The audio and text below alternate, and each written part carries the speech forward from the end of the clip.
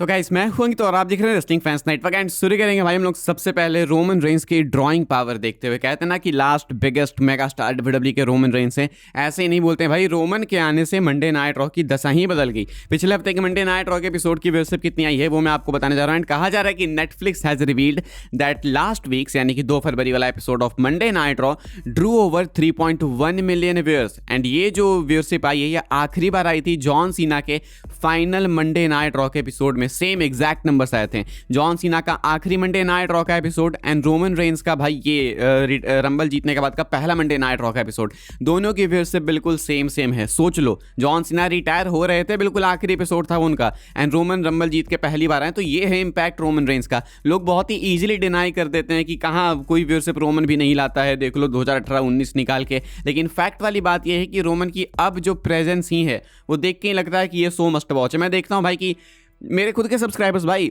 1000-5000 लोग भाई नहीं देखेंगे वीकली शोज। उसके बाद जब पता चल गया कि रोमन अपीयर होगा तो सब सेट है बैठे हैं कि हाँ देखते हैं कुछ होगा, क्योंकि वी नो कि रोमन अपीयर होगा तो there is something happening on the show. वरना ऐसे तो भाई कुछ भी हो रहा है नहीं होने का बराबर ही है। बाकी मैं आपको स्मैकडाउन की भी व्यूअरशिप बताता हूँ। स्मैकडाउन की भी व्यूअरशिप इंप्रूव हुई है and road to mania season में डब्ल्यूडब्ल्यूई वाले कुक कर रहे हैं। पिछले एपिसोड की व्यूअरशिप मैं आपको बता रहा हूँ 6 फरवरी की, इसकी व्यूअरशिप आई है 1.459 मिलियंस। आखिरी बार इतनी व्यूअरशिप आई थी पता है कब? सितंबर 2025 में। इसके बाद ही इतनी व्यूअरशिप आई है अक्टूबर, नवंबर, दिसंबर, जनवरी। एंड ये क्यों आई है इसके पीछे का एग्जैक्ट रीजन तो मैं नहीं बता सकता, लेकिन I think elimination chamber qualifying matches, Drew McIntyre के प्रोमो के लिए प्रोबेबली, क्योंकि लोग वेट कर रहे थे कि रोमन पंगा कैसे रिस्पॉन्ड करते हैं। क्योंकि कोडी रोड्स तो पहले भी शोज में थे एंड मैकइंटायर पहले भी थे, ये सब चीजें पहले भी चल रही थी। या तो सिंपल रोड टू मेनिया के लिए व्यूअरशिप इंक्रीज हो गई और कुछ नहीं है। लेकिन अच्छी बात है भाई, कोडी के कारण हो या रोमन के कारण या मैकइंटायर के कारण, डब्ल्यूडब्ल्यूई में ओवरऑल अगर फैंस का इंटरेस्ट बनेगा तो मेनिया बहुत ही कमाल की हो जाएगी। फिलहाल SmackDown and Monday night raw की व्यूअरशिप, दोनों की व्यूअरशिप अच्छी आई है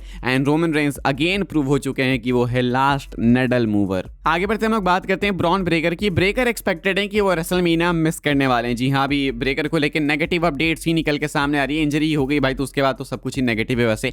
लेकिन अभी हमने सुना था क्या पता वो वापस आ जाए मीनिया से पहले। फिर हमने सुना कि मिनिमम उनको कुछ 10 से 12 हफ्ते लग सकते हैं। इसका मतलब कि वो मीनिया मिस कर सकते हैं एंड उसके ज़्यादा अगर लगेंगे वर्स्ट के सिनेरियो में तो 6 महीने भी लग सकते हैं। फिलहाल अभी कहना है कि डब्ल्यूडब्ल्यूई के अंदर इंटरनली ऐसी बातें हैं कि ब्रेकर डब्ल्यूडब्ल्यूई में नहीं रहेंगे रेसलमेनिया तक। There is a growing belief within WWE that Bron Breakker will not be back in time for WrestleMania 42 as he is expected to remain out of action for a while. पहले मैंने आपको update बताई थी कि WWE के अंदर लोग optimistic है, उनको लगता है कि शायद ब्रेकर महीना से पहले वापस आ जाएंगे। लेकिन अब डब्ल्यूडब्ल्यूई के अंदर धीरे धीरे लोगों को ऐसा बिलीव होने लगा है कि नहीं, शायद ये महीना 42 में पार्टिसिपेट नहीं कर पाएगा बिकॉज ये लंबे टाइम के लिए बाहर होने वाला है, जो कि बहुत ही ज़्यादा डिसअपॉइंटिंग एंड डिप्रेसिंग अगर तुम ब्रेकर के लिए सोचो।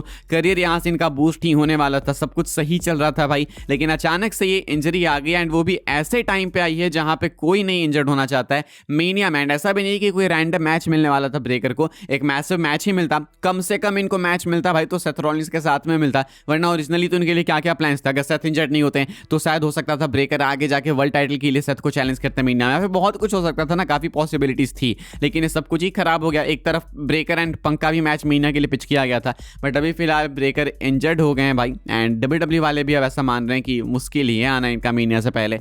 आगे बढ़ते हम लोग बात करते हैं एजे स्टाइल्स की। एजे स्टाइल्स के डब्ल्यूडब्ल्यूई कॉन्ट्रैक्ट को लेकर अपडेट निकल के सामने आई है। क्या चल रहा है एजे स्टाइल्स को लेकर मैं आपको बता देता हूँ। ये अपडेट निकल के सामने आई है पीडब्ल्यू इनसाइडर की तरफ से एंड ये लंबी अपडेट है लेकिन मैं आपको इसको शॉर्ट में बताता हूँ। कहना है पर PW insider WWE and AJ Styles are still discussing his future with the company but there is no word on a new deal. If his contract lapses AJ would be free to hear outside offers, though there are no indications he plans to return to the ring soon। PW insider का कहना है कि WWE वाले and AJ styles अभी भी future को discuss कर रहे हैं कि स्टाइल्स आगे क्या करेंगे कंपनी के साथ। कोई अपडेट नहीं है कि इन्होंने नई डील साइन की है या फिर नहीं, लेकिन कहा जा रहा है कि अभी देख के तो ऐसा ही लगता है कि कॉन्ट्रैक्ट इनका खत्म हो जाएगा तो ये फ्री एजेंट बन जाएंगे एंड इसके बाद ये बाकी अलग अलग कंपनीज के ऑफर्स को सुनने को भी तैयार होंगे। यानी कि AEW, TNA, इधर उधर की कंपनीज भी इनको ऑफर देने वाली है एंड ये तैयार भी होंगे सुनने के लिए। हालांकि लगता नहीं है कि ऐसा कोई प्लान है एजे स्टाइल्स के कि वो हाल फिलहाल में वापस से इन रिंग रिटर्न करेंगे। देखो मैं इतना आपको लिख के दे सकता कि AJ Styles in ring return 99% sure में कि करेंगे, इनफैक्ट 100% मैं बोलूंगा, क्योंकि वो जो नेवर से नेवर वाली बात बोल दी इन्होंने, एंड ये जो एब्रप्ट एंड हुआ इनके करियर का, वो डेफिनेटली सेटअप है अपकमिंग एक रिटर्न के लिए, जो कि शायद अगले साल हो या उसके अगले साल या उसके अगले साल, लेकिन इवेंचुअली होगा, किसी भी कंपनी में हो लेकिन होगा। फिलहाल क्वेश्चन है कि क्या वो WWE में ही होगा या फिर AEW या फिर कहीं और, वो देखना होगा। डिपेंड करता है मोस्टली कि एज स्टाइल्स के डील के साथ में क्या चक्कर होता है, एज स्टाइल्स कॉन्ट्रैक्ट वापस से WWE के साथ साइन करते हैं या फिर नहीं। आगे बढ़ते हम लोग बात करते हैं Randy Orton and Cody Rhodes की। एक मेजर अपडेट है, and Randy Orton Cody Rhodes का मैच WWE में इंटरनली पिच किया गया है फॉर रेसलमेनिया। पहले हमने एक व्हाट इफ सिनेरियो ही देखा कि क्या हो अगर रैंडी कोडी का मैच अभी भी हमें मेनिया में देखने को मिल जाए, या एक्चुअली में आइडिया पिच किया गया है WWE में बैक स्टेज फॉर रेसलमेनिया। कहा जा रहा है कि Randy Orton and Cody Rhodes का मैच WWE टाइटल के लिए WWE में बैक स्टेज पिच किया गया। पिच करने का मतलब सिंपल है कि ये लोग ऐसा देखते हैं कि ड्रू मैकिंटायर को टाइटल हरवा दो। कल रात को मैंने आपको अपडेट बताई थी कि मैकिंटायर को लेकर WWE हायर अप्स ऑफिसर्स ज्यादा खुश है नहीं, उनको लगता है कि क्या कैसी सी रेन है, ऐसा उनको लगता है। हालांकि मैकिंटायर को कितना टाइम हुआ, 1 महीने मुश्किल से आज जाके कंप्लीट कुछ हो रहे होंगे आज या कल, तो ऐसे में तुम देखोगे तो मैकिंटायर को ज्यादा टाइम हुआ नहीं है,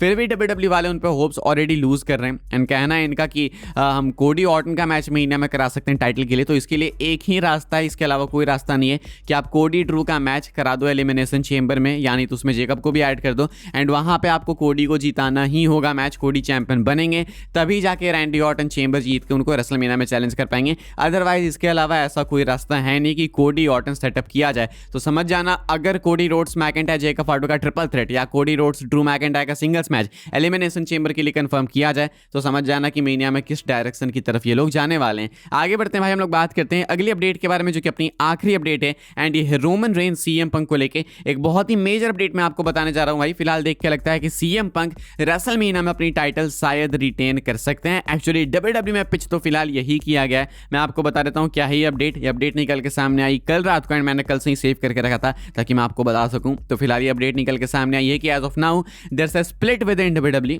सम top officials want Punk to retain at Mania and lose to Bron at SummerSlam, while others want Roman to win at Mania and lose to Bron, but both ways currently have Bron possibly winning king of the ring.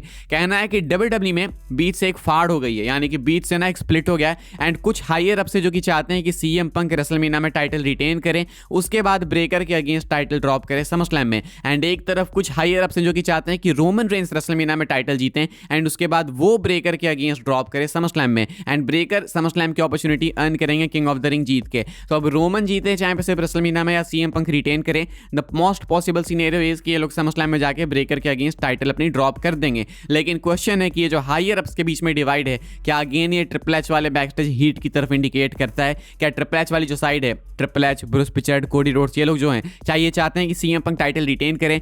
And क्या ये जो दूसरी side है, क्या वो rock, एरी manual, TKO वालों की side है जो रोमन को सपोर्ट करते हैं? Possibly yes, I am not so sure. Higher ups में यही लोग आते हैं। तो फिलहाल ये कुछ कहानी है भाई। देख के लगता है कि पंक के रिटेन करने के उतने ही चांसेस हैं जितने रोमन के जीतने के चांसेस हैं, इसलिए वाला मैच बहुत ही अनप्रेडिक्टेबल है, एंड ये वाला मैच सिंगल्स अनप्रेडिक्टेबल मैच ही रहना चाहिए। आप लोग बताना आप किसको जीतते हुए देखना चाहोगे? सीएम पंक की रेन भी बहुत अच्छी है, क्या आप रोमन को टाइटल जीतते हुए देखना चाहोगे महीना में, या फिर सीएम पंक को रिटेन करना चाहिए? Let me know your thoughts in the comment section. फिलहाल भाई इस वाली वीडियो के लिए यही सारी अपडेट्स थी। आई होप आपको इन्फॉर्मेशन मिले तो वीडियो को लाइक कीजिएगा, शेयर कीजिएगा एंड सब्सक्राइब कीजिएगा चैनल को, ताकि आने वाले टाइम के अंदर आपको और भी WWE की अपडेट्स वगैरह सबसे पहले देखने को जानने को मिलते रहे। फॉलो कर सकते हैं आप लोग मुझे इंस्टाग्राम एंड ट्विटर पर, लिंक आपको मिलेगा डिस्क्रिप्शन में। ज्वाइन कर सकते हैं व्हाट्सएप चैनल को, उसके भी लिंक है डिस्क्रिप्शन में। मिलूंगा मैं आपसे अगले वीडियो में जल्दी ही, तब तक के लिए goodbye, thanks for watching.